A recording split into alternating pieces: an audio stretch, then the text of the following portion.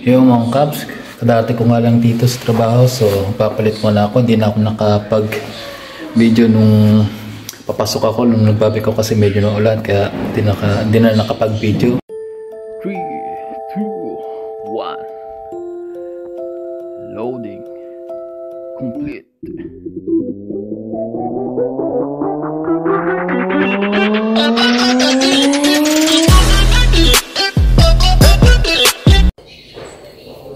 Yan mga Cubs, nakapag-base na nga tayo. Ngayon papakita ko sa inyo yung dati kong bago kong pwesto o posisyon ngayon, kasi yung dati ko yung isa kong kasamahan na operator is magbabakasyon, so ako ipinalit, kaya ako ngayon yung pwesto sa kanya. 3 linggo lang naman, kasi 3 linggo lang naman yung bakasyon niya, kaya ako naman yung pwesto lipat sa akin. So tinetraining pa rin ako ngayon. Pinayagan ako magdala ng cellphone sa loob, tapos papakita ko sa inyo yung machine na hawak ko ngayon at kung paano ito patakbuhin, kung ano yung ginagawa ko doon, at kung paano siya kontrolin i-operate. Papakita ko sa inyo mga Cubs, kaya samahan niyo ako. Papalit lang ako ng sombrero, ng bonnet, at baba na ako sa trabaho. Ito na nga mga Cubs, dito sa video na to pinipilit kong magsalita, nagsasalita na nga ako, pero hindi talaga madinig. Nung tinignan ko yung video, nireview ko, talaga hindi marinig yung sinasabi ko. Kaya ito na nga lang ginawa ko mga Cubs, nag voice recording na lang ako, voice over na lang, para marinig nyo at maintindihan yung sinasabi ko. Dito nga ay papakita ko sa inyo yung mga kung paano kontrolin itong machine na bagong pwesto ko. Bali ito nga yung pinaka monitoring system o monitoring control, kung paano natin kukontrolin yung machine na gagamitin ko ngayon para makapag operate na tayo. Ito yung tinatawag na CNC machine mga Cubs, DSI kung tawagin dito sa amin. Yan yung karne, yan yung pinaka loading na karne, pinanggagalingan sa unang area, kasi hindi ko mabigyohan pa yung sa labas, kasi bawal talaga, may kita pa yung cellphone kahit pinayagan ako. Pero dito lang sa loob mismo ng room na to ng machine. Kaya dyan yung mga karne mga Cubs, chicken fillet or breast meat ng manok. Kaya dyan yung makikita mga Cubs yung kung paano namin siya pinaprocess. Ito mga Cubs, medyo malabo dito at hindi makita kung paano siya kinakat, kaya papakita ko sa inyo maya lang susunod na video kung paano siya nakakat. Bali ganyan siya mangyari pag nakat na mga Cubs.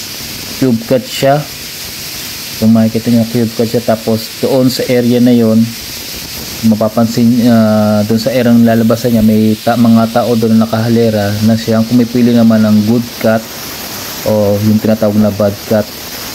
Doon yung makikita nyo mga kamay doon mga Cubs.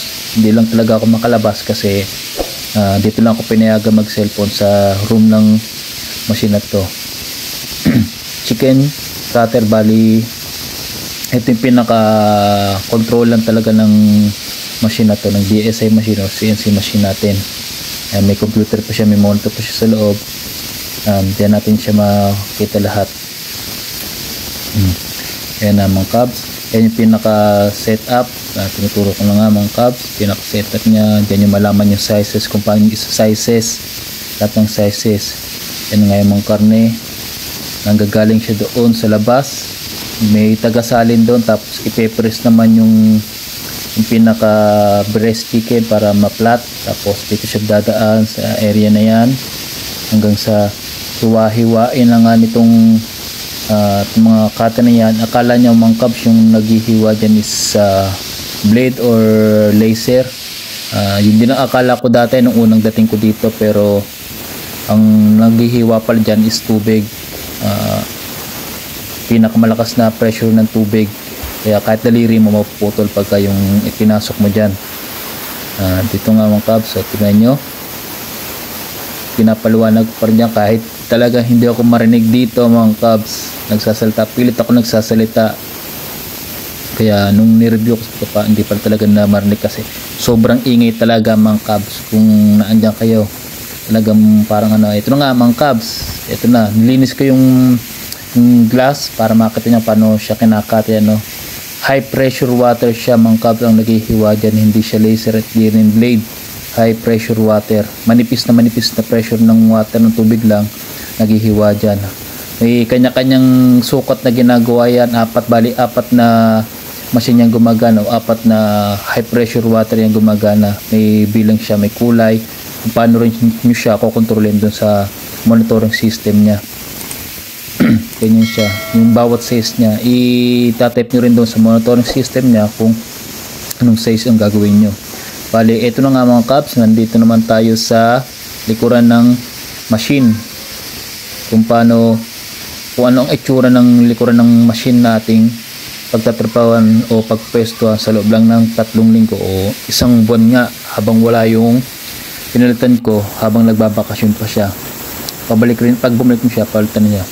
Ito nga mga kabs, yung video na to dito naglilinis ako mga kabs, kasi kailangan nating i-maintain yung linis, kasi hindi natin masabi biglang may nagsusurprise visit na control or QC or na chinecheck yung kalinisan o yung cleanliness ng machine na hawak natin o mismo yung sahig, kaya naandyan lilinis ko yan. Tsaka para hindi na rin kakaya doon sa magpapalit sa atin na siyang hawak ng machine pagka nagpalitan na o yung sa kabilang ship. Kaya kailangan natin i-maintain ng yung kalinisan natin. Kaya makikita nyo dyan, talagang linis ako ng linis. Gagawin ko dyan, tinatanggal ko yung mga piraso ng mga karne na nahuhulog sa sahig na galing sa machine. Tapos may tubig pa nga dyan, parang umaapaw siya, nagbabaha. Kaya kailangan ko siya tanggalin na yan. Tulad niyan, tinutulak ko yung tubig papunta dun sa drainage para hindi siya mapuno dun sa mismong kwarto ng machine o magbaha kahit pa o dumami yung tubig. Ayan mga kabs, tapos na ang trabaho natin, uwian na tayo. So, pakita ko na sa inyo yung bago kong posisyon.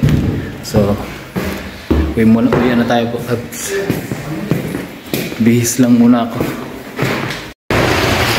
Ayan mga kabs, uwi na nga ako, kaya lang naulan, nag-start na ako magbike pero naulan talaga, kaya kahit umulan uwi tayo. May hina naman yung ulan kaya umuwi. So mga kabs, napakita ko na sa inyo yung bago kong posisyon, pero sa loob lang ng 3 linggo yun o 1 buwan. At papalitan na ulit ako at babalik na ako sa dati kong pwesto. Yung dati kong pwesto kasi ay kami yung nakakaalam kung ilan yung gagawin naming karne sa system yun. Kumbaga system, tapos kami rin yung nagdadala ng mga gagawin ng mga naggagayat. Ganon. Ngayon, ginawa nila akong operator ng isang machine cutter, kaya sa loob lang naman 1 linggo, kasi magbabakasyon ng 3 linggo, magbabakasyon nga kasi yung Moldovang lahi na kasamahan ko. So ganoon lang mga kabs. So yun lang, hanggang dito na lang ulit yung video ko. So ingat na lang kayo, and sa lahat mga nag-a-apply, tiwala lang kayo at dasal. Tapos paulit ko lang paalala sa lahat ng mga nag-a-apply dito mga kabs, siguraduhin yung legit yung mapag-a-apply yung agency para hindi kayo may scam, kasi marami na talagang manloloko ngayon. So ingat na lang talaga mga kabs, patuloy lang tayo mangarap. Sa lahat na papunta rito, bitbitin nyo na o wag nyo kalimutan yung mga kailangan nyo dalhin dito talaga. Ingat kayo and God bless.